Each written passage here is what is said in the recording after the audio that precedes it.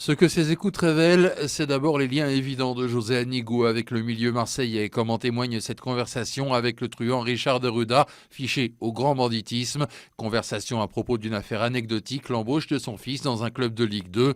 Je crois que si j'étais à côté de José, je ferais une connerie. On fait difficilement plus éloquent. Mais le plus important, c'est que ça rajoute encore du poids au dossier des transferts douteux de l'OM. Celui de Gignac, d'abord, représenté par Jean-Christophe Cano et Christophe D'Amico, eux-mêmes plus ou moins liés au grand banditisme.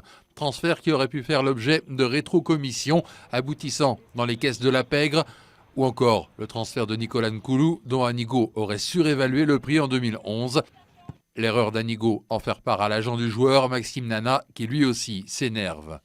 Également en cause, le transfert de Jérémy Morel, interrogé sur le fait de savoir si oui ou non il a touché une commission. Anigo répond « c'est la vie ». On parle aussi du transfert de Lucho González, payé comptant pour faire des économies. Mais manifestement, Anigo ne compte pas porter le chapeau seul. Il met en cause Pape Diouf qui, lui, aurait surévalué la vente de Nasri, vendue 16 millions, mais seuls 10 millions ont atterri dans les caisses du club. Prudent, Anigo ne dit pas que Pape Diouf s'est mis le reste dans la poche, mais il se demande s'il ne l'aurait pas rétrocédé à quelqu'un d'autre. J'ai demandé à M. Anigo une précision très claire, parce que j'ai pu lire dans des journaux que soi-disant Julien Fournier, dans un transfert en particulier, aurait pu, avec Pape Diouf, détourner de l'argent, et M. Anigo était d'une clarté absolue. Et il m'a dit, M. River, jamais Julien Fournier n'a touché un seul centime sur quelconque transfert que ce soit. J'ai dit, écoutez, c'est pas ce que j'ai lu dans une de vos déclarations par rapport à des écoutes téléphoniques, et il m'a dit, écoutez, j'ai fait une bourde, je crois que le problème de l'OM aujourd'hui, c'est Pape Diouf et l'OM. Parce que dans ce genre de situation, déclarer des choses comme ça, c'est de l'irresponsabilité, c'est de la connerie. Voilà. Donc il vaut mieux tourner sa langue dans sa bouche cette fois plutôt que de dire de telles bêtises. J'en ai plein les couilles, je te le dis, parce qu'à un moment donné, c'est mon parler à moi, mais oui, parce que ça suffit, à la fin ça suffit. Voilà. Ça suffit de toujours dire c'est la faute à un tel, c'est pas moi, il faut arrêter de se prendre pour Calimero. Cette sortie médiatique m'a surpris. Dans le sens où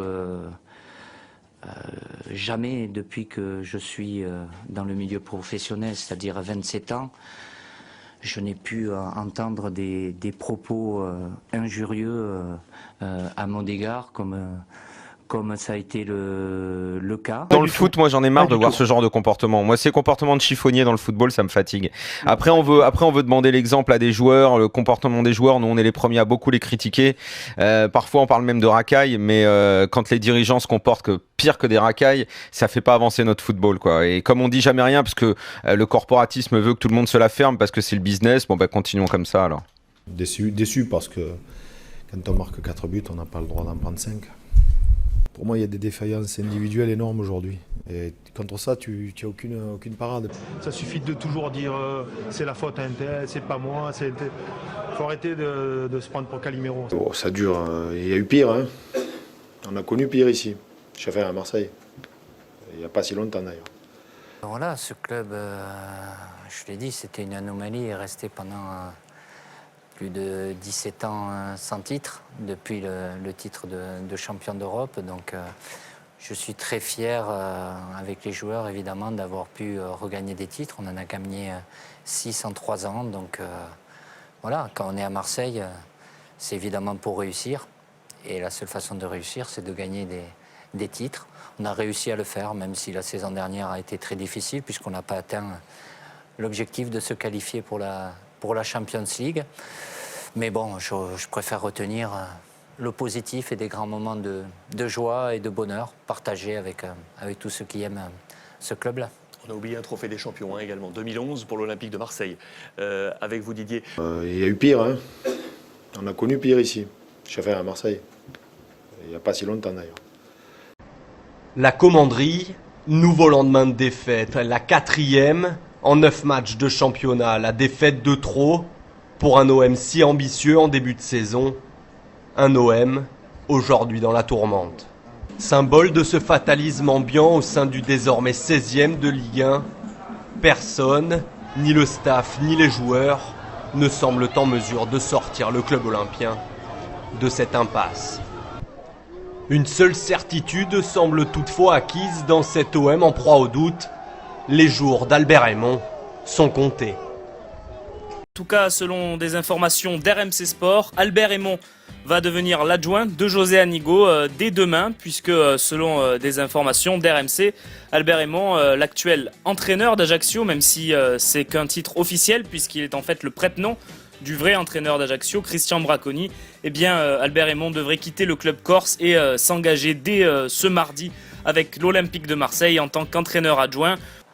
Mais c'est du foutage de gueule. Voilà. Après, il y a des composantes dans le club, tu le sais aussi bien que moi, avec les spécificités. Je lis certaines choses qui sont dites quand on dit qu'il y a des entraîneurs qui sont là, qui ont besoin de partager, de discuter. Moi aussi, je pourrais dire qu'il y a deux sortes de directeurs sportifs. Ceux qui font l'intérêt du club et de l'entraîneur en porte, ou ceux qui font leur propre intérêt.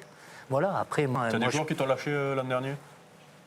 Lâcher, c'est peut-être un bien grand mot. Il y avait une vraie scission dans le vestiaire, comme on l'a dit, entre les pros Anigo et les pros Deschamps. C'est une réalité, ça ? Parce qu'après, ceux qui ne jouent pas en moment et qui vont se plaindre, ils savent où aller. Hein. Mais si on est supporter d'un club ou si on est joueur ou dirigeant ou entraîneur de la nôtre d'équipe, on ne peut partir que déçu, tout simplement parce qu'on a offert des choses qu'on n'aurait jamais dû offrir, quoi. C'est tout. Ce qu'on attend de ces hommes, c'est qu'ils se comportent comme des hommes et pas comme des enfants dans ce genre de match.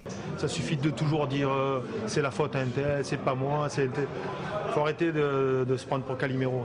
Et qu'est-ce que tu réponds à ceux qui disaient que toi tu étais là pour le court terme, c'est-à-dire gagner à tout prix, quitte à mettre le club en danger financièrement, et un José Anigo qui lui travaille sur le long terme et qui a une stabilité du club à garder. Tu me vois, moi, on vient me chercher, j'arrive à la commanderie, je dis attendez, vous inquiétez pas, l'important c'est pas tout de suite, on verra dans 2-3 ans si Marseille gagne. Non mais justement, est-ce que c'est pas le lot de tous les entraîneurs et j'ai pas mis le club en danger. Après on dit oui, j'ai eu chèque en blanc. Ça aussi c'est archi faux. J'ai gardé, j'ai suffisamment de dossiers.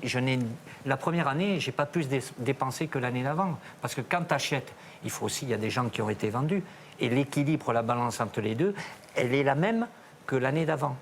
Alors je sais que quand on a voulu parler du succès, c'est le mérite des gens avant, certainement. Maintenant, parce que ça marche mal, ça va être de ma faute certainement encore. Les deux politiques ne sont pas opposées, tu le sais comme moi.